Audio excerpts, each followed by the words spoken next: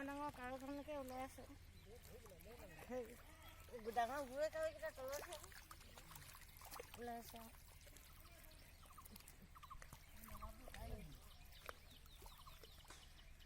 সেইটো লৈ আন